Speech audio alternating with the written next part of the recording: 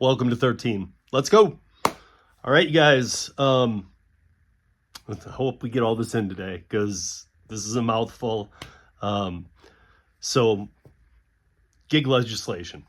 Don't leave. You're going to want to hear this.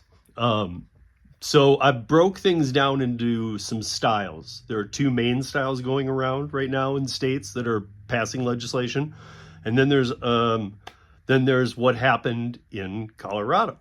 We're going to go through this. We're going to get it out today, and we're going to need to discuss it even more, but you're going to understand it if I can get all this into the 13 minutes. Whew. Okay.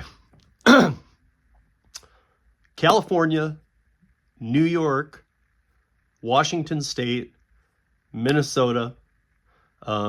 California and Minnesota are kind of the whole state, or they are the whole state. Minnesota was looking at just the Twin Cities, but it is the whole state now, like California Prop 22, and it actually mirrors it pretty quite exact. Seattle's pay up legislation is failing across the board. The drivers want it gone. The drivers who voted for it want it gone. Some of them want it revisited, but they don't want it anymore. It's not working, and even more so, the companies we all know have passed along a line item of $5 for every order, and the restaurants are down multi-million dollars just in the city of Seattle for the first 3 months of this year. So, New York, same kind of thing. It's more of a New York City thing, failing. So California Prop 22, that came about at a weird time. So out of the four, I would say that one does the best, but that came about out of a pure accident. We can get into that anytime. I've talked about it before. But New York City did this with Rideshare. It failed. They did it. They're now doing it with food delivery. It's just failing miserably. We've talked about multiple horror stories. I mean, they just keep getting worse too, like the things that are happening.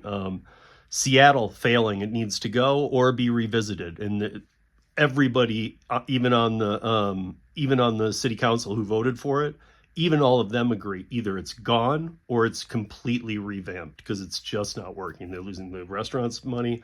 They're charging customers more. That fee is making them charge them even more. They don't have to, but of course they are. Drivers aren't getting as much active time, so that whatever is 23 or 24.96 needs to come down to $19. It's all just a mess. And then Minnesota on July 1st starts that.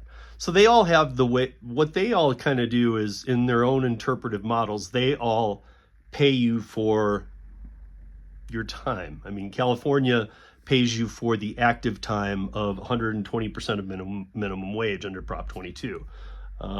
The pay up legislation does that same kind of thing. It was looking for $24.96. Now it's going to be $19.93 or $19.92, I believe, is what the company said they would agree to. New York City, I don't even think it matters. We can talk about the amounts. Same thing that happened to rideshare drivers there. The city's just so big with so many people. I honestly don't even think it matters because the biggest problem with New York City is the people who are already on these platforms are like, even if they're like me and they do DoorDash and they're a bottom dasher, they have 11% acceptance rate. So now you have to schedule your dashes. However, even a scheduled dash, you can go to turn on your scheduled dash. So you're like, at least I got Friday from 6 to 10. And when you go to turn it on, it says your dash has been canceled. So they just have too many people working, and they've had to raise prices again, volumes down without all this stuff happening. Minnesota will have to see what it does. And then there's another style that we need to roll through real quick. Florida did it. Florida started about 2 months ago, and New Jersey enacted it about 2 or 3 weeks ago. Both are in law already. Their style is a little different. Their style is the restaurants have to be represented on every app. So let's just take any given restaurant on the 3 primary food delivery apps. So Grubhub, DoorDash, Uber Eats has to take a menu and use the menu prices. In the past, if you're like, well, don't they do that anyway? If you're unaware, most people are already aware that they inflate the menu prices, then they charge the fees, then they charge the taxes, and then they charge the delivery fee, and they're doing so many hits on the restaurants and everybody, the consumer. I mean, I've never seen businesses succeed that don't take care of their customers, have no crappy customer support, are not treating their merchants well, their restaurants. And I mean, the driver part, yeah, we've seen that kind of thing before, but they don't treat anybody well. So we're just going to, basically, in Florida was the one to start this one. They said, everybody has to use the menu prices, because if I go into that restaurant, you can charge me all the fees you want, but I don't want to see twice the price for a taco plate that I get. I don't want a taco plate that I get for $10 to be $21.50 on the DoorDash app, then fees, then delivered. So I see what they tried to do. I have a feeling that even if it comes down a little bit to the consumer, I have a feeling that even if you're going to use those static menu prices, that the customers will end up paying more. I actually believe that DoorDash and Uber Eats and Grub, I don't know about Grubhub with the backing of Amazon, but let's focus on Uber Eats and DoorDash. I know that they will pass some on to the customer. I wouldn't be that surprised, because we talked about this a couple of years ago. One other state threatened it. I can't remember. It might have even been Florida, and then they didn't pull the trigger. But basically, they might have to go to the restaurants and say, okay, now you got to pay us for the service. Like, that's how they were offsetting the amount before. They were saying, okay, listen, we'll jack everything up 20 to 30% per item on your menu. And by doing that, and then our fees and stuff to deliver it, you won't have to pay anything. So it was like, okay, we'll get a lot of new customers, but they'll be paying more. We'll get the same amount. But anyway, those are two styles. I don't like the first one, the 4 states, and I don't think the second one's going to really do much. But there's a couple other things that are being tried. Colorado wasn't supposed to pass this until 2 weeks from now, or at least get the vote on it. They pushed it. And I got to tell you guys, I'm really, really, first of all, let me just say this. So I first want to say thank you to everybody who was part of the town hall last summer here in Denver. Too many names to name. I will actually, after I post this video, it won't come out immediately, but maybe by like tomorrow, I will tag everybody who was here, who supported the online of GigCon that Pedro did, and of the town hall the next day, because that town hall actually did a lot more than we think or thought, or some of the people that said, you guys, what'd you even accomplish there? Actually, now we know. I talked to Stephanie on a fairly regular, every month or two we talk for, 30, 40 minutes. When we talked in February, she said that she was just getting so frustrated that these bills, the bill wasn't moving. And so the one from 2023 that didn't go with the changes they made. And then in early April, she called me and said, hey, we've got some major changes going. Well, on June 5th, this week, just a couple days ago, 3 days ago, Colorado did pass it into law. So let's real quickly run through what happened. So timeline here, 2023 summer, we do the town hall here in Denver. And normally at these type of things, you have a bunch of drivers who are unhappy with their pay and want union models. This was the first time it was a group of 50, 60 plus drivers who not one of them wanted union. They all want to remain independent contractors. We had Stephanie Vigil, who used to be a gig worker here in Colorado. She lives in the Colorado Springs area. And she was a delivery worker for 3 years. She then decided, I want to run to be in the Colorado House of Representatives.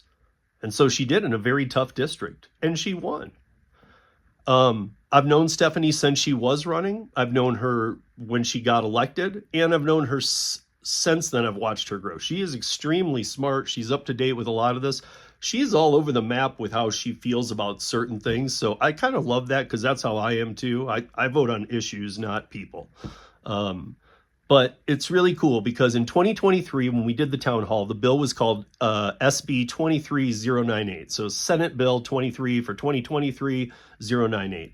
There's 3 reasons it didn't pass. 1, it was written as one bill for rideshare and delivery, and they knew this was going to cause some problems. 2, it was punishing for removal or it was pushing for the removal of acceptance rate. As we all know, the acceptance rate metric to be used on independent contractors is illegal in every state's labor law. You cannot use an acceptance rate when working with independent contractors. If you do, you have to reclassify them as workers. So, yeah, they didn't want that in there. The third one's kind of weird. The gig companies and sexual abuse advocacy groups, because this one was about deactivations, and they did not want that in there, the wrongful deactivations and the appeal to challenge. They said that that could lead to drivers coming back on the platform who are a potential risk. We'll get into that a little more this week, and I'll tell you why in a second. But I don't really buy that part of it. Now, June 5th, 2024, let's move just 10 months forward since that town hall. And here we are, June 5th, 2024. Governor Jared Polis in Colorado signed into law 2 bills on June 5th. These are Stephanie Vihil's bills. They're just tweaked out now to meet those other demands above and a little bit more. So again, before I explain, let's give a kudos to Stephanie Vihil for all the work she did, but also to us, as she told me. She said, the country's never had a turnout of independent contractors like that.